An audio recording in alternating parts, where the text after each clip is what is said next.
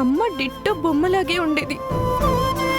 అమ్మ నాన్న నిజంగా మేడ్ ఫర్ ఈచ్ అదర్స్లా. నాన్న అమ్మ కన్నా చాలా ఎత్తుగా ఉంటారు. ఆయన నన్ను ఎత్తుకొని గాలిలోకి ఎగిరేస్తుంటే నేను గట్టిగా అరిచేదాన్ని తెలుసా. ఆయన ఎంత ఎత్తుకి ఎగిరేసినా నన్ను పట్టుకుంటారన్న ధైర్యం ఉండేది. ఇంకా నాన్న ఎప్పుడు ఇంటికి ఒట్టి చేతులతో రానే రారు. ఆయన వచ్చినప్పుడల్లా తన చేతి వంక చూసేదాన్ని. ఏదో ఒకటి తెచ్చేవారు. అక్క, నీకెన్ని విషయాలు గుర్తున్నాయా? తెలీదు నిధి. ఇవన్నీ జ్ఞాపకాల లేక నాకు నేను నమ్ముతున్న కలలా అనిపిస్తుంది ఒక్కొక్కసారి. కానీ వాళ్ళు చివరిగా ఇంట్లో నుండి వెళ్లే ముందు ఏదో విషయానికి చాలా గడిబిడిగా మాట్లాడుకున్నారు. ఎవరితో పెళ్లి విషయం. ఆ పెళ్లిని ఆపాలని ఏదేదో మాట్లాడినట్టు జ్ఞాపకం. అది మాట్లాడి ఇంట్లో నుండి వెళ్ళిన వారు తిరిగి రానేలేదు.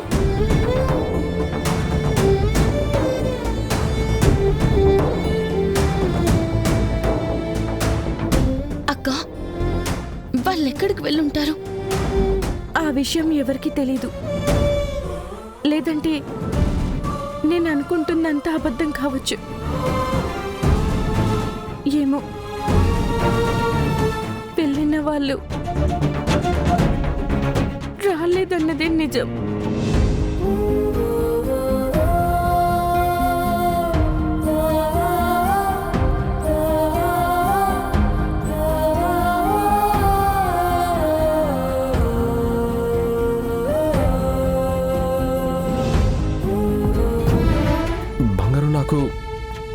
నాకు పెళ్లి ఇష్టం లేదు. మళ్ళీ నీ నోట్లోంచి ఈ మాట వస్తే ఈ ఇంట్లో నా శవం లేస్తుంది. బంగారు, ఎందుకు ఇలా మాట్లాడుతున్నావు? 4 గోడల మధ్య నలుగురితో కలిసినంత మాత్రాన అందరూ మన వాళ్ళు కాదు. నువ్వు నీ జీవితం మొదలు పెట్టాలి కర్ణ. నీ చెయ్యి పట్టుకుని అడుగు వేయటానికి ఒక తోడు కావాలి. నువ్వు చెప్పుకోలేకపోయినా నిన్ను అర్థం చేసుకోవటానికి ఒక మనసు ఉండాలి. అంతకన్నా ముఖ్యంగా ఇలా నీ నవ్వు మొహం వెనుక వేదనని దాచుకోవటం నీకు అలవాటైపోయింది కదా. నీ బాధకి మందు వేయడానికి ఈ డాక్టర్కి ఒక డాక్టర్ కావాలి కన్నా. అందుకే కన్నా నువ్వు ప్రేమలో పడితే చూడాలని ఎదురు చూస్తున్నాను. బంగారు, వీటన్నిటికంటే మించింది నాకు ఇల్లు. నాకితే చాలు. గుర్రం కళ్ళకి పట్టి కడితే అది సూటిగా పోతూ ఉంటుంది. అది అనుకుంటుంది నాకిచ్చిన డ్యూటీ నేను సరిగ్గా చేస్తున్నాను, నా దారి బాగుంది అని. కానీ నేరుగా పోవడం మాత్రమే బ్రతుకు కాదు కర్ణా. నీ కళ్ళకి కట్టారు కదా పట్టి, ముందది తీసి విసిరేయ్. మనిషి అన్న తరువాత ఇల్లు, పిల్లలు, భార్య ఇవన్నీ ఉండాలి కదా. ఇంకొకరి సంతోషంలో బతకడం తప్పు కాదు కర్ణా. నీ సంతోషం కోసం బ్రతుకు, అది చంపుకోకు నాన్న.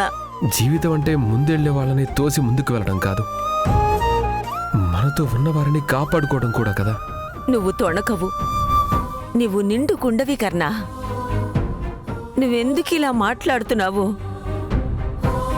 నాకు తెలీదనుకున్నావా?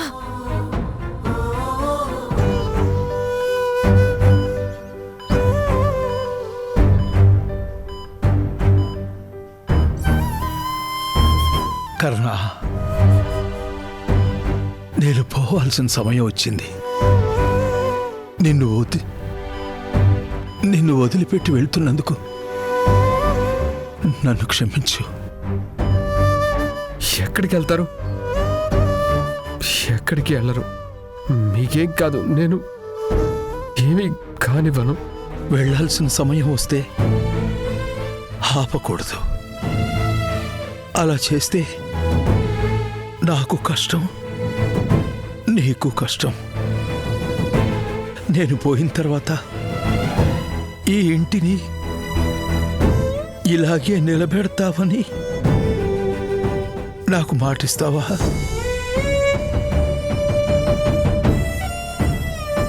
రమేష్ నీతో ఎలా నడుచుకుంటున్నాడో నాకు తెలుసు. వాడింతకు ముందులా లేడు. అందరితో నవ్వుతూ సంతోషంగా ఉండేవాడు. అందరూ కావాలనుకుంటాడు, కానీ ఏమైందో తెలీదు. ఒక్కసారిగా మారిపోయాడు. ఈ భారాన్ని నీ మీద మోపే హక్కు నాకు లేదు. కానీ ఈ ఇంటిని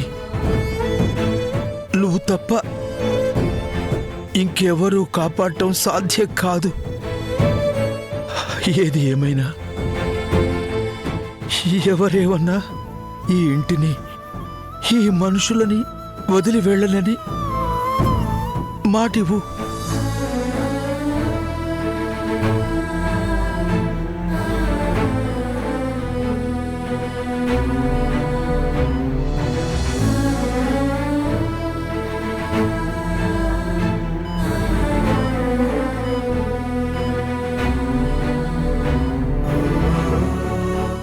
ఎక్కడ ఉన్న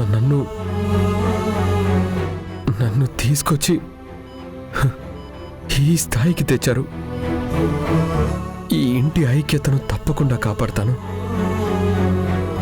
మీ కలలు నా కళ్ళల్లో జాగ్రత్తగా ఉంటాయి. ఏం జరిగినా ఈ కర్ణ ఈ ఇంటిని ఎప్పటికీ వదిలిపెట్టడు.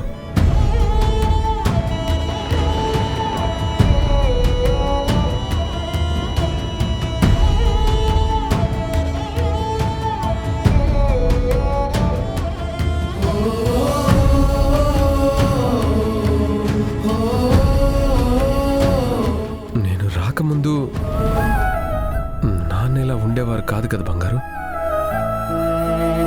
తాత చెప్పిన మాట